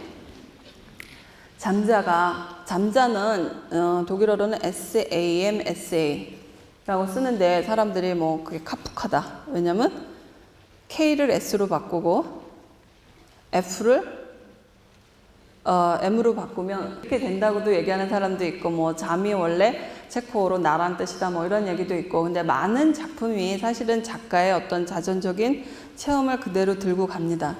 근데 이제 중요한 거는 작가하고 작중인물하고 혹은 화자하고는 절대로 동일한 인물들은 아니에요. 분명히 분리를 해야 되지만 거의 모든 작가가 이제 자기 체험을 갖고 쓰죠. 근데 이 잠자도 그런 식으로 보면 사실은 카프카적인 그런 체험도 많이 들어있다고 볼 수 있고요. 아까 말씀드린 것처럼 카프카 독일어가 사실은 틀린 게 없어요. 항상 이상하다고 말씀을 드렸죠. 근데 그게 바로 편치 않은 꿈, 이런 데서도 드러납니다. 우리나라 말로도 잠은 편치 않은 거고 꿈은 불안하고 이런 거죠. 근데 편치 않은 꿈, 이거는 사실은 어떻게 보면 작가의 창조력이라고도 볼 수도 있고 막 그렇지만, 어쨌든 독일 사람들이 읽으면 조금 이상하대요. 그리고 특히 정관사, 부정관사 쓰는 게 굉장히 이상하다고 그러는데, 어쨌든 편치 않은 꿈에서 깨어났을 때 그는 침대 속에서 한 마리의 엄청나게 큰 갑충으로 변해 있는 자신의 모습을 발견했다. 그래서 독일어를 보시면요, 어떻게 되어 있냐면 Als Gregor Samsa eines Morgens aus unruhigen Träumen erwachte, fand er sich in seinem Bett zu einem ungeheuren Ungeziefer verwandelt. 그래서 독일 사람은 이 문장을 읽으면 벌써 뭐 좀 이상해. 뭔가 이제 제대로 돼가지 않아. 이런 느낌을 굉장히 강하게 받아요. 왜냐하면은 이제 가장 중요한 건 뭐냐면 여기 제가 빨간색으로 표시를 해놨는데요. 이 작품 전체에 어떤 단어가 운으로 시작하는 게 4번 나오거든요. 근데 첫 문장에 3번이 나옵니다. 그래서 뭐라고 그러냐면 aus unruhigen Träumen에서 일어났다고 그랬고 ungeheuren Ungeziefer라고 얘기를 해요. 근데 이게 바로 모든 카프카 번역자들한테 정말로 아까 뭐 두개골을 때린다고 그랬는데 정말로 모든 사람한테 이 첫 문장에서 이제 굉장히 어려운 그런 난관에 부딪히게 만드는데요. 왜냐하면 운이라는 말은 언제 붙이는 거냐면 영어의 on하고 똑같아요. 근데 예를 들어서 날씨가 만약에 비가 오고 뭐 갰다가 뭐 우박이 치고 천둥이 치고 막 이상한 날씨가 막 되면 독일어로는 wetter가 아니고 앞에 운을 붙여서 unwetter라고 부릅니다. 그래서 wetter가 좋은 날씨라고도 볼 수 있는데 unwetter 그러면 그게 아닌 모든 거예요. 뭐가 제대로 되지 않은 모든 게 바로 운이에요. 근데 운이 벌써 첫 문장에 3번이나 나와요. 그리고 번역자는 사실은 제대로 번역을 하려면 이 운을 3개를 똑같은 말로 번역을 해줘야 돼요. 그래야 사람들이 카프카가 이렇게 썼다라고 감을 잡죠. 그래서 3번 다 불안한 뭔가로. 네, 여태까지 나온 굉장히 많은 20종이 넘는 번역본을 제가 봤지만 이렇게 성공한 사람이 없어요. 그리고 성공할 수도 없죠. 그러니까 영어처럼 언어가 비슷하면은 모르지만 이제 독일어로는 굉장히 어려워요. 그래서 이 3개를 맞춰줘야 되고요. 또 어떤 느낌이 드냐면 ungeheuren Ungeziefer 그러면 앞에 두 운을 맞췄습니다.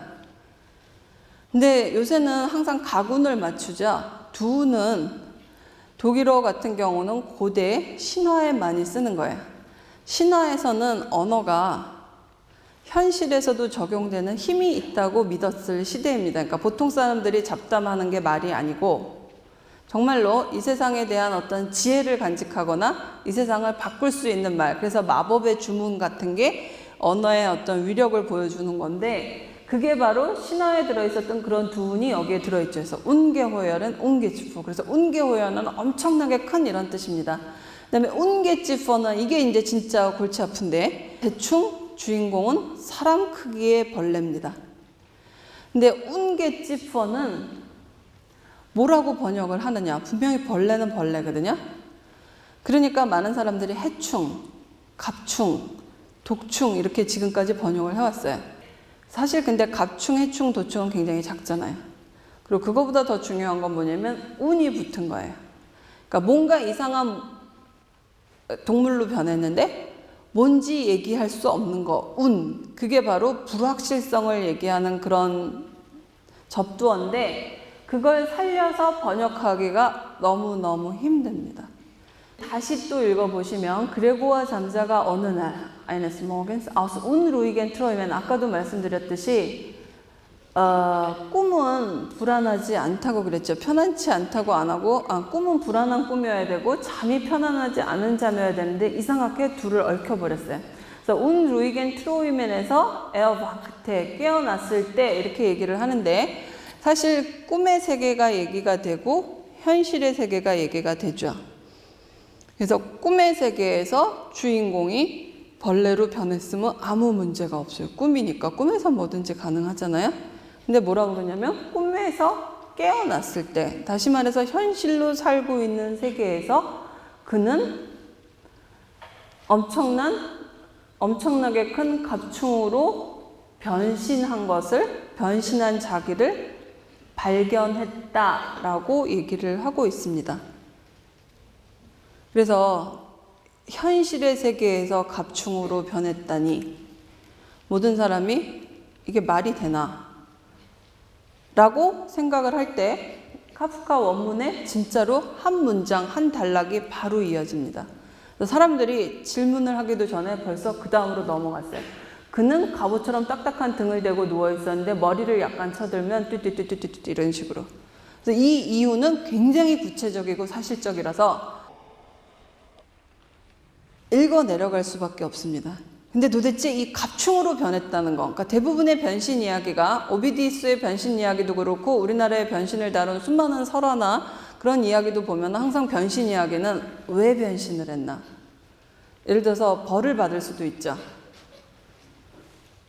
아니면 본인이 원했을 수도 있고 뭐 여러 가지 이유가 있습니다. 그리고 변신으로 권하는 과정이 있죠. 그 다음에 마지막으로 주인공이 과연 다시 원래 모습으로 돌아가냐, 이런 얘기가 나오는 게 변신 이야기입니다. 그리고 실제로 이렇게 오비디스의 변신 이야기도 그런 이야기를 담고 있고요. 근데 카프카의 변신은 정말로 드물게 유럽 문학에서 변신 이야기를 담고 있는데 첫 문장에서 모든 게 끝나버렸어요. 그래서 현실 세계에서, 꿈의 세계라면 아무 문제가 없는데 현실 세계에서 벌써 갑충으로 변해 있고 그걸 발견했고 그 다음부터는 변신한 자기 이야기입니다. 그래서 사실은 첫 번째 문장을 해결하는 게 변신 이야기를 해결하는 가장 중요한 키가 될 것 같아요. 그래서 변신 이야기는 맞는 것 같은데 결국은 반변신 이야기 아니냐, 변신 이야기하고 맞아떨어지는 점이 하나도 없어요. 그리고 보통 변신 이야기는 인간 세계하고 동물 세계가 서로 넘나들 때, 즉 신화의 시대, 그러니까 근대 이성의 시대 이전의 어떤 시대에 가능한 이야기라고 하는데 갑자기 카프카가 변신 이야기를 들고 나왔는데 이게 변신 이야기냐 아니면 반변신 이야기냐, 도대체 이때 변신이 어떤 의미를 갖느냐, 정말로 신에게 밉보여서 신의 권력을 보여주려고 아니면 권능을 보여주려고 그렇게 변신을 시킨 것도 아니고, 또 잘 읽어보시면 주인공 잠자가 무슨 죄를 지었던가요? 그래서 죄를 진 것 같지도 않아요. 그래서 징벌의 의미도 아닌 것 같고, 그리고 다시 신화 세계로 돌아가자, 뭐 문학에서는 모든 게 가능하다고 볼 때 그럼 인간 세계하고 자연 세계가 소통하는 걸 그리려고 했느냐? 그것도 아닌 것 같고, 그러면 혹시 변신해서 해방이나 구원을 얻을 수 있을까? 벌레가 되면 해방이 되는 점이 있을까요? 벌레가 되는 게 더 나아지는 게 있을까요? 말이 안 되는 것 같지만 한번 자세히 좀 보도록 하겠습니다. 그래서 변신은 짧은 소설인데 1장, 2장, 3장으로 되어 있어요. 그래서 변신 이야기가 사실은 재미있잖아요. 그래서 학생들한테 요약해오라 그러면 정말로 다 자기 시각으로 아주 재밌게 요약을 잘해옵니다. 그래서 어떤 학생은 뭐라 그랬냐면 변신 이야기 1장, 주인공이 문지방을 넘어가다. 2장, 또 한 번 넘어가다. 한 번 이제 넘어가서 완전히 쫓겨났다, 뭐 이런 식으로. 근데 사실은 문지방 넘어가는 사건이 굉장히 중요한 사건이에요. 왜냐하면 문지방 이쪽 세계는 자기 자신의 세계고 어떻게 보면 자기 내면의 세계고, 문지방 바깥 세계는 가족들이 있는 공간이고 사실은 사회의 공간이라고도 볼 수 있기 때문에 그 넘어가는 게 도대체 무슨 의미냐, 그리고 어떤 식으로 넘어갔느냐, 그리고 넘어갈 때마다 사정이 틀리기 때문에 이제 전혀 틀린 거는 아닌데요. 근데 주인공이 정말로 희한하게 변신을 했는데 한 번도 원망을 안 해요. 그런 구절 찾아보신 분 있어요? 없죠? 내가 무슨 죄를 졌다고 벌레가 됐을까? 나는 이렇게 착한 아들이었는데, 이런 얘기는 굉장히 많이 나오죠. 그래서 원래대로 바꿔줘, 이런 얘기 한 번도 없습니다. 그래서 많은 사람이 의심을 하는 게 혹시 변신은 그럼 주인공이 원했던 거 아니냐, 그렇기 때문에 더 이상 이의가 없는 거 아니냐. 실제로 비슷한 구절도 있습니다. 그래서 1장에서 뭐라고 얘기를 하냐면 주인공 그레고와 잠자의 직업은 전형적인 유대인 직업이에요. 뭐냐면 세일즈맨입니다. 게다가 완전히 현대의 세계에 적응한 세일즈맨이에요. 뭐냐면 그냥 팔면 이제 그만이 아니고 항상 기차 타고 다니고, 그러니까 요새 세계로, 요새 식으로 얘기하면 항상 비행기 타고 다니면서 전 세계를 돌아다니면서 직물을 파는 세일즈맨이에요. 굉장히 유능한 세일즈맨입니다. 그래서 성과급도 많이 받아서 아버지 빚도 다 갚았고, 그 다음에 굉장히 큰 집에서 살고 하녀도 둘이나 있고, 심지어는 여동생을 아주 전문 음악 공부까지 시키려고 하는 굉장히 성공한 세일즈맨이에요. 그러면 주인공은 그 생활에 만족을 하느냐? 바로 잠자는 불평을 시작해요. 굉장히 긴 불평. 그래서 뭐라고 얘기를 하냐면, 예를 들어서 이렇게 힘든 직업을 택하다니, 허구한 날 출장이다, 이 일은 회사에서 하는 사무일보다 신경이 훨씬 더 많이 쓰인다, 또 여행하는, 그러니까 출장 다니는 고역이 더해져 있으니 기차편 연결에 늘 신경을 써야 하고, 식사는 불규칙적이면서도 질도 나쁘고, 만나는 사람들은 항상 바뀌고, 따라서 그들과의 인간관계는 절대로 지속되는 일도 없으며 또한 진실되지도 않다. 악마가 이 모든 것을 가져가 버렸으면. 사실은 자기 직업에 만족을 못해요. 그래서 중간에 뭐라 그러냐면 빚만 갚으면 이 직업 그만둔다, 이렇게 얘기를 하고 있고, 그래서 맨 앞에 변신을 많은 사람들이 다 다르게 해석하는데 어떻게 해석을 하냐면 어떤 사람은 이런 현대 세계에 매몰됐기 때문에 그런 벌레 같은 갑충으로 변했다. 그렇게 얘기하는 사람들이 있고 또 그거에 대한 지지자도 많고요. 그러니까 다시 말해서 그런 어떤 현대인의 상징이 그 갑충이다. 이렇게 얘기하는 사람도 있고 조금 각도를 달리해서 이렇게 살았기 때문에 벌을 받아서 갑충이 되었다. 아까 징벌의 의미로 해석을 하는 사람도 있어요. 근데 사실은 이런 생활이 정말로 마음에 드는 게 아니었다면은 어떻게 잠자가 이런 생활에서 벗어나올 수 있겠습니까? 그래서 사실은 이 갑충이 아까도 말씀드린 것처럼 저 같은 경우는 어떻게 보냐면 그 당시 모든 유대인들한테 쏟아졌던 그런 어떤 클리셰를 자기가 수용을 하는 거죠. 그래서 이 사회의 기생충, 이 사회의 벌러지, 쓸모없는 존재. 근데 사실은 자기가 원했던 게 뭐냐면 아까도 제일 처음에 말씀드린 것처럼 글을 쓰는 거하고 자기가 누군지 알게 되는 거. 특히 그 중에 가장 중요한 요소 중에 하나가 유대인이 되는 거라고 그랬죠.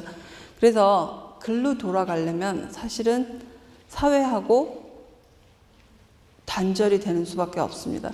아무도 받아들여주지 않는 그런 삶으로 가겠다고 결심을 한 거기 때문에 사실은 자기 자신을 찾아가는 그런 모습이 벌레로 나타났을 수도 있습니다. 그래서 실제로 또 아버지는 뭐라 그러냐면 이런 비슷한 그런 어떤 증거들은 카프카가 진짜로 자기가 갑충이라는 것에 어떤 유대인하고 동일시하거나 아니면 갑충이라는 그런 존재를 통해서 자기의 이런 현실 상황에서 빠져나가고 싶어 했던 그런 증거들은 굉장히 많은데요. 그 중에 하나가 이제 이런 거죠. 그래서 아버지가 뭐냐면 아까 말씀드린 찌짝 레비가 집에 와서 잤어요. 친구니까. 근데 이제 아버지는 이 어디서 왔니, 뭐 하니 이런 걸 다 들고 자기가 제일 싫어하는 거죠. 렘베르크 동부 유대인인데다가 또 게다가 하필 전혀 벌별을 없는 어떤 극단을 운영하고 있대요. 그래서 이런 사람 절대로 사귀지 말라고 그렇게 아들한테 일렀건만 데리고 와서 집에서 잤어요. 그 다음날 아버지가 손님인데도 불구하고 친구한테 뭐라 그랬냐면 글을 알지도 못하시면서 아버지는 제가 지금은 기억할 수 없는 어떤 섬뜩한 말들로 그리고 실제로 그를 온게찌푸어, 갑충이라고 불렀대요. 그리고 제가 아꼈던 사람들에 대해선 늘 그러셨듯이 아버지는 그때도 역시 거의 자동적으로 개와 벼룩의 속담을 말씀하셨죠. 그러니까 개하고 자는 사람은 그 다음날 벼룩하고 같이 일어난다. 뭐 이런 식으로. 그래서 항상 어떤 그런 유대인 갑충 이런 거하고도 상관이 있고요. 그 다음에 무엇보다도 중요한 거는 뭐냐면 1장에서는 주인공이 어떻게든지 다시 원래 생활로 돌아가려고 굉장히 애를 많이 씁니다. 그러니까 침대에서 버둥버둥 기어 나오는 것도 굉장히 오랫동안 묘사되어 있고요. 그 다음에 그 이전에는 정말로 맨날 4시에 일어나서 그 기차를 타고 5시에 가고 이런 생활, 그러니까 정말로 15분 단위로 살고 있다가 2장이 되면은 이제 점차 자기 몸 앞에 낯선 자였다가 자기 몸에 적응을 하게 됩니다. 그래서 2장에서는 유일하게 잠자가 자기 방에서 벌레로 기어다니는 거에 대해서 묘사를 하고 있는데요. 뭐라고 얘기를 하냐면 심심풀이로 벽과 천장을 사방으로 기어다니는 습관을 얻게 되었다. 그는 특히 천장에 매달려 있는 것이 좋았다. 방바닥 위에 엎드려 있는 것과는 전혀 달랐다. 숨쉬기가 훨씬 자유로웠고 가벼운 떨림이 몸 전체로 퍼져나갔다. 때로는 그 위에 매달려 거의 행복감에 가까운 방심 상태에 빠져 있다가 저도 모르게 발을 딛는 바람에 방바닥 위로 털썩 떨어져 그 자신도 깜짝 놀라는 일도 있었다. 그러니까 벌레가 천장으로 기어올다가 일부러 장난으로 툭 떨어지는 그런 장난을 하는 장면이 있는데요. 그냥 보시면 어떻게 보면 아무것도 아닌 장면 같죠. 근데 카프카 작품을 읽어보시면 주인공이 행복한 장면은 굉장히 드물어요. 게다가 주인공이 땅에 발을 붙이고 편안한 느낌을 갖는 거는 거의 나오지 않습니다. 그래서 보통 육지에서의 뱃멀미라고 얘기를 해요. 그러니까 뱃멀미를 배에서 하는 게 아니고 육지에 살면서, 그러니까 이렇게 멀쩡한 시민 생활을 하면서 항상 뱃멀미를 느끼는 거죠. 그래서 자기는 이렇게 살면 안 되는데, 자기가 원래 살고 싶은 어떤 삶이 있는데 그렇게 살지 못하기 때문에 항상 뱃멀미를 느꼈다고 얘기를 하는데 여기에서는 그렇지 않고 굉장히 벌레가 돼서 자유로웠던, 그리고 사실은 벌레가 지나가면 항상 진액이 찐득찐득 벽에 이렇게 자국을 남깁니다. 그래서 그거 보고 작가가 글을 쓰는 거다라고 얘기하는 사람도 있고, 어쨌든 우리가 생각했던 것과 달리 갑충으로 변한 잠자는 2장에서는 그 자기 몸에 적응을 하게 되고 굉장히 편안한 그런 상태로 되죠. 그래서 사실은 아까도 말씀드렸듯이 카프카에게는 첫 문장에서 모든 변화가 일어나고 그 다음으로는 변화가 일어나지 않아요. 그러니까 결코 주인공은 다시 인간으로 돌아가지 않습니다. 뭐가 바뀌냐면은 사람들이 바뀌죠. 그래서 잠자도 바뀌고 가족들도 바뀝니다. 가족들을 잘 읽어보시면 처음에는 염려를 하다가 점차 가족들이 정말 유능한 현대사회의 사람들로 바뀌는데 왠지 안쓰럽죠. 그래서 카프카는 실제로도 뭐라고 쓰고 있냐면 편지에다가 나에게 가장 좋은 삶의 방식은 필기도구와 램프를 갖고 어떤 지하실을 확장해서 그 차폐된 가장 안쪽 공간에 가서 사는 것이요 라고 얘기를 하고 있죠. 누군가가 먹을 것을 가져다 주고 내 공간에서 멀리 떨어져 제일 바깥문 뒤에 갖다 놓아주고 잠옷바람으로 지하실 방을 모두 통과해서 그러면 음식을 가지러 가는 것이 나의 유일한 산책이 되겠지. 사실은 이 장에 보면은 이 자기가 가장 원했던 상태하고 비슷한 상태예요. 누이 동생이 항상 그 썩은 치즈라든지 음식을 갖다 주고 자기는 하루 종일 기어다니죠. 그러면 이제 계속 이어지는 편지인데요. 그러면 나는 내 책상으로 돌아와 천천히 경건하게 먹고는 다시 곧장 글을 쓰기 시작할 거예요. 그러면 뭘 쓰게 될까? 얼마나 깊은 곳에서 그것을 끄집어내게 될까? 힘을 들이지 않고, 왜냐하면 극도로 긴장을 하면 힘든 줄을 모르니까. 이렇게 얘기를 하고 있기 때문에 사실은 이 장에서의 상태가 어떻게 되면은 어떻게 보면은 본인의 어떤 구원하고도 상관이 있는 장면으로도 해석을 할 수 있습니다. 그래서 3장이 되면은 이렇게 보시면 알겠지만 여동생이 이제 집이 굉장히 가난해졌기 때문에 하숙인들을 둡니다. 그래서 여동생이 원래부터 바이올린을 연주를 하게 되는데 1장에서는 여동생을 나중에 내가 돈을 많이 벌었으니까 음악원에 보내줘야지 이런 식으로만 얘기하지 무슨 음악을 하는지 어떻게 하는지 얼마나 잘하는지 아무 관심이 없는데 3장에서는 여동생이 이제 이렇게 별로 훌륭한 연주가 아니고 아마추어로 이제 거의 바이올린 연주를 하게 되는데 거기에 완전히 감동을 받아서 잠자가 다시 한번 문지방을 넘게 됩니다. 그래서 기어 나가죠. 근데 어떤 모습으로 기어 나가냐면 그의 방은 조금이라도 움직일라 치면 사방으로 날리는 먼지가 가득하여 그 역시 먼지를 뒤집어 쓰고 있었고 실밥, 머리카락, 음식 찌꺼기를 등과 옆구리에 질질 끌고 돌아다녔던 것이다. 그러니까 1장에서는 정말 잘 나가는 세일즈맨이고 아주 옷도 잘 입고 반듯하고 이제 외모에도 신경을 많이 쓰는 그런 잠자가 3장이 되면 이제 모든 사람이 다 포기를 합니다. 그래서 완전히 거기 쓰레기 방으로 변해요. 그래서 거기서 모든 걸 다 뒤집어 쓰고 있는데 그 모습으로 그냥 모든 사람이 음악을 듣는 거기에 나가게 됩니다. 그래 놓고서 이제 본인의 생각하고 주변 사람의 시각하고 이제 서로 첨예하게 대립을 하게 되는데 주인공은 이제 드디어 내적으로 변신을 하게 되죠. 그래서 이제 감동을 받을 수 있는 상태가 됩니다. 그래서 뭐라 그러냐면 음악이 그를 이토록 사로잡는데도 그가 한 마리 동물이란 말인가. 자기는 음악에 취해서 이제 이런 깨끗한 마루로 기어 나오게 됩니다.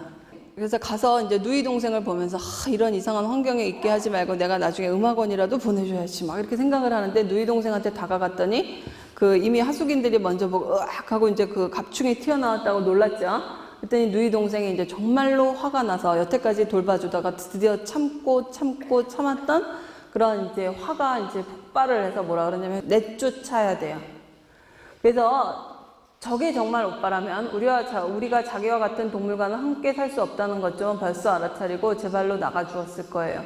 그러면 우리는 오빠는 없지만 계속 살아가면서 오빠에 대한 기억은 소중하게 간직할 수 있었을 텐데 말이에요. 그런데 이 동물은 우리를 쫓아다니고 하숙인들을 쫓아내고 나중엔 틀림없이 집 전체를 다 차지하고서 결국 우리를 길거리에서 잠을 자는 신세가 되게 만들 거예요. 그래서 여기서 동물이라고 말할 때 또 한 번 운티어라는 말을 씁니다. 그래서 아까도 말씀드렸듯이 운이라는 말은 뭔가 불확실하고 하여간 정상적이지 않은 모든 것의 총합인데 이 작품에 4번 어떤 접두어로 운을 쓰는 경우가 나오는데, 그러니까 우리가 잘 알고 있는 그런 단어가 아니고 이제 4번 나오는데 여기에서 운티어라고 말을 해요. 그래서 동물이 벌써 티어인데 운을 붙이면 그 동물성이 훨씬 더 강조가 되는 거죠. 아까처럼 반대말이 아니고 티어가 운티어가 되면 정말 저 동물은 막 너무너무 화가 났을 때 누이 동생이 거의 이제 저주와 비슷한 그런 같은 그런 어조로 그런 분위기에서 이제 얘기를 하게 되는 거죠. 그래서 누이 동생이 나가라 그랬고 그때 이제 잠자가 깨달은 거죠. 자기 자신이 생각하는 자기와 사회에서 생각하는 자기하고 너무나 극과 극으로 달라졌다는 걸 이제 알게 되고 그래서 누이 동생 말을 듣고 그렇지 그렇게 생각할 수 있어. 그리고 벌써 몇 달 동안 굶었기 때문에 잠자는 이제 밤새 혼자 생각을 하다 맞아 내가 죽어야지 그러다 결국 말라 죽게 되죠.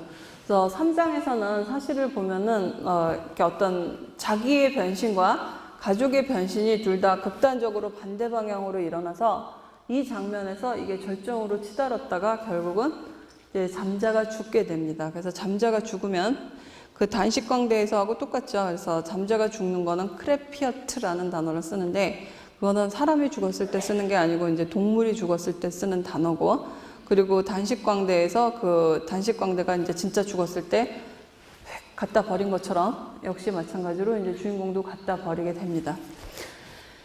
그래서 과연 그러면 왜 갑충인가? 변신의 의미는 뭔가? 변신의 의미는 아까도 말씀드렸듯이 굉장히 많은 사람이 다양하게 해석을 했는데요. 이제까지 거의 얘기되지 않았던 거는 사실은 그 당시에 이 작품을 읽었던 사람은 그래 우리 얘기를 썼구나 이렇게 읽었어요. 학술원에 드리는 보고도 유대인들은 바로 우리 얘기를 썼구나 라고 읽었는데 이제 그런 게 사실은 그 사이에 어떤 역사적인 맥락이 이제 많이 지금 잊혀졌는데 그래서 왜 갑충인가? 그래서 그 당시 사람들은 유대인의 몸을 어떤 퇴화된 그런 갑충이라든가 그런 존재로 비유하는 게 전혀 낯설지가 않았어요. 그래서 유대인임을 받아들이는 것 이렇게도 해석을 할 수 있고요. 그리고 특히 서부 유대인에 대한 반기. 그러니까 모든 유대인이 똑같이 그런 어떤 정체성의 혼란을 겪은 건 아니고요. 동부 유대인들도 잘 아시다시피 러시아에서 엄청난 포그롬을 겪었지만 유대인으로 죽었죠. 근데 서부 유대인들은 나중에 이제 카프카 죽고 나서 그 다음에 이제 전 유럽적으로 어떤 일이 벌어졌을 때 많은 사람들이 내가 왜 갑자기 유대인이야? 라고 얘기를 합니다.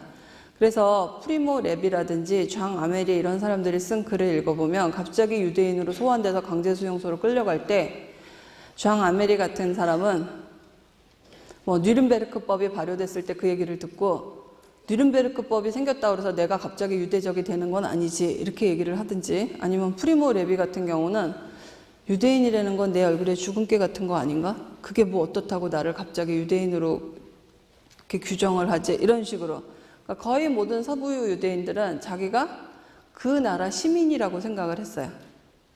근데 갑자기 유대적인 걸로 자기를 모든 사람들이 규정을 하니까 그런 어떤 자기 정체성의 혼란 그래서 이 사회에 영원히 속하지 않는다는 그런 어떤 이방인이다라는 거에 대해서 굉장히 절실하게 느끼게 되죠. 그리고 동시에 그런 퇴화된 존재라는 그런 상징을 빌려서 사실은 카프카가 어떤 글 쓰는 자, 비록 그 결과를 받아들여야 할 수밖에 없지만 사회에서 쫓겨날 수밖에 없지만 그럼에도 불구하고 나는 글을 써야 되지 않느냐.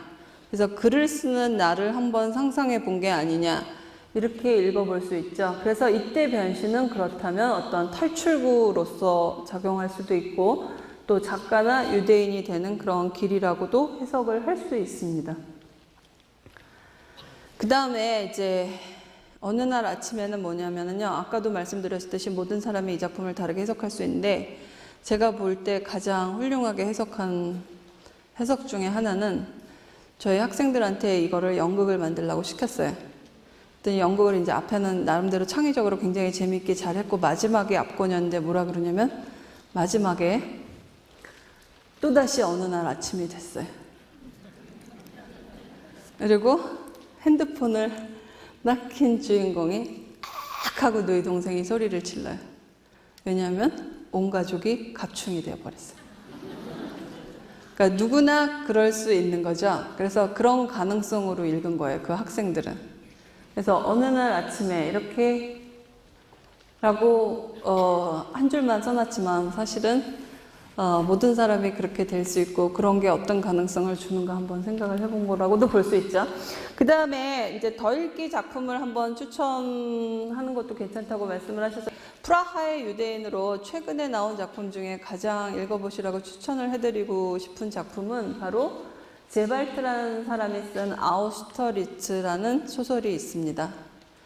그래서 조금은 읽기가 어려우실 텐데 그렇지만 읽고 나시면 가장 진한 감동을 받으실 수 있는데 이 사람은 카프카처럼 어렵게 쓰지 않았고요. 그 어떤 프라하의 유대인들이 겪은 이야기, 여러분이 전혀 모르는 킨더 트란스포트라는 어떤 사건을 중심으로 그 유럽에 있었던 모든 일에 대해서 굉장히 감동적으로 쓴 소설이 있습니다. 그 다음에 이제 제가 드렸던 말씀은 이 책으로 작년에 민음사에서 썼는데 혹시 관심이 있으시면 더 찾아 읽으실 수 있습니다. 예, 제가 준비한 거는 여기까지입니다. 예, 들어주셔서 감사합니다. 카프카는 이방인이 존재하지 않는 사회를 원했었나요? 되게 어려운 질문인데요. 카프카는 자기가 스스로 이방인이라는 거를 느꼈고 그 차별에 대해서 굉장히 가슴 아파했지만 항상 이방인은 어떤 식으로든 우리가 경계를 긋는 한 늘 생기죠. 그리고 사실은 이방인이 지금은 전 세계적으로 사실은 계속 확산이 되는 거죠. 지금은 많은 사람들이 자기가 태어난 곳에서 더 이상 살지 않잖아요. 우리나라도 산업화되면서부터 거의 대부분 고향을 떠났고요. 그 다음에 새로운 대도시에 자리를 잡고 살자. 거기에서 모든 사람들이 다양하게 섞여서 사는 건데 대부분의 유대인들은 거기에서 자기가 유대인이라는 게 드러나지 않고 살기를 원했죠. 근데 이제 이 작품에서는 카프카가 그 이방인이라는 걸 이용해서 그게 어쩔 수 없는 거라면 받아들이면서 사실은 다른 가능성을, 그래도 글 쓰는 작가로서 이렇게 산다면 어떻게 될까? 결국은 죽겠지. 그렇지만 한번 이렇게 살아보는 건 어떨까? 사실은 그렇게 한번 해본 거고요. 이방인이 존재하지 않는 사회라는 거는 제 생각에는 인간 사회가 계속 경계를 긋는 한 없어지지 않고요. 계속 새로운 이방인이 생겨나겠죠. 그런데 이제 정말로 어떤 인간적인 그런 한계를 지켜가면서 그런 게 이루어져야 된다고 생각을 하는 거고요. 그 다음에 당시의 사회상은 아까 말씀드린 것처럼 19세기 말 20세기 초는 이제 유럽 사회가 굉장히 많이 변하면서 어떻게 보면은 굉장히 팽창하고 산업화되고 근대화되고 그런 가운데 실제로는 어떻게 보면 도덕적으로 윤리적으로 굉장히 문제가 많은 상황이 발생한 거죠. 그거를 항상 다른 사람에게 자기가 만약에 그 과정에서 소외됐을 때 많이 보여줬고요. 그리고 어떻게 보면은 이미 100년 전에 지금 우리 사회가 겪고 있는 그런 현대사회의 소외, 그러니까 사실 주인공이 제일 처음에 했던 한탄 이런 거를 보면은 굉장히 많은 점에서 이미 다 예견을 하고 있다고도 볼 수 있습니다. 그래서 많은 사람들이 유대인들을 현대인의 전용으로 보는 거죠. 왜냐하면 한 곳에 머물러 있지 않고 늘 떠돌아다니기 때문에 어떻게 보면 전 세계 모든 문화의 좋은 점을 습득할 수도 있고, 물론 이거는 정말로 요새식으로 얘기하면 글로벌 플레이어, 그러니까 진짜로 경제적으로 유복한 사람들만 가능했겠지만, 그러니까 유대인들도 이제 대부분은 굉장히 날품팔이라든지 이런 식으로 유럽을 떠돌아다녔으니까 다른 식으로 경험을 했겠죠. 그렇지만 어쨌든 유대인들은 지금 현대사회의 그런 어떤 많은 그런 현상들을 실제로 먼저 겪었던 사람이라고 얘기할 수 있고요. 그 다음에 소설을 소설 자체로 받아들이면 안 되나요? 문학을 접할 때 모든 요소에 의미를 부여해야 하나요? 예, 굉장히 좋은 질문인데요. 저도 소설은 그냥 소설로 읽습니다. 근데 가끔 해결이 되지 않는, 그냥 소설로 읽었을 때 대부분은 읽으면서 그냥 이거는 어떤 계열의 소설이구나, 뭐 어떤 얘기를 하고 있구나, 대부분 읽고 나서는 이제 같이 끝나는데, 카프카 같은 경우는 해석이 잘 안 되기 때문에 끊임없이 어떤 상황에서 썼을까, 이 사람은 어떤 사람인가, 어떤 작품하고 상관이 있는가, 이렇게 끊임없이 찾아가면서 읽는 거고요. 문학을 소설로 읽으실 수 있으면 아주 좋겠죠. 근데 그렇게 안 되는 소설일 때는 한번 의미를 생각해 보는 것도 좋을 것 같습니다. 예.